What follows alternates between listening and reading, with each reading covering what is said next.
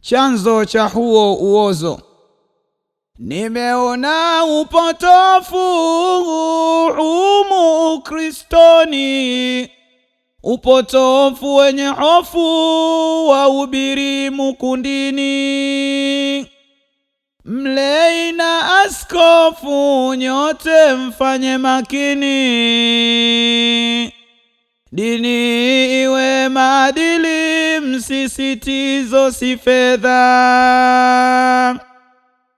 Nimechunguza kanisa Luteri na Katoliki, viongozi na waasa roho hamzipi haki.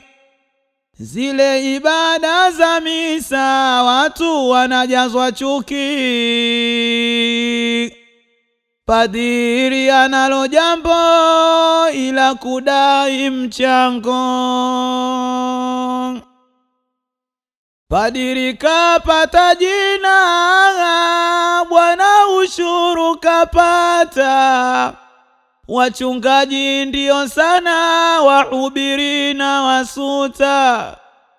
Mifuko mmeishona, waumini kuwachota. Dini na malezi bora, mahubiri adilika. Mwaunda vingi vikundi, pia huitwa kamati.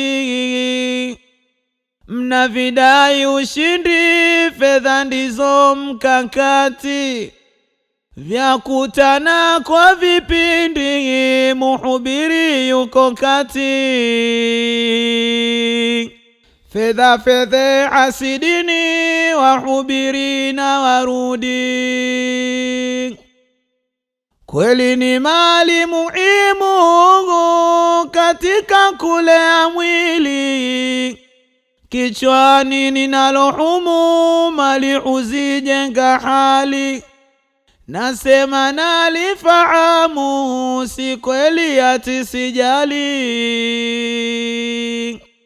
Lakini ni ole wenu msojali maadili.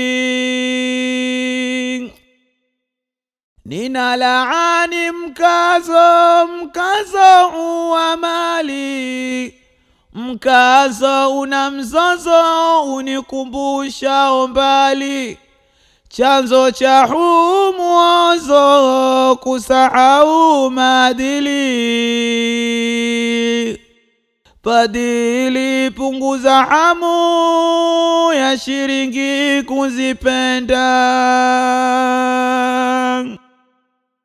Eleza waumini taratibu kwa hatua.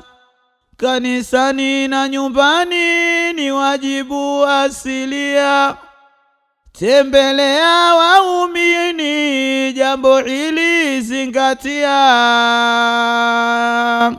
Na wazee wa kanisa nyote pia mwajibike.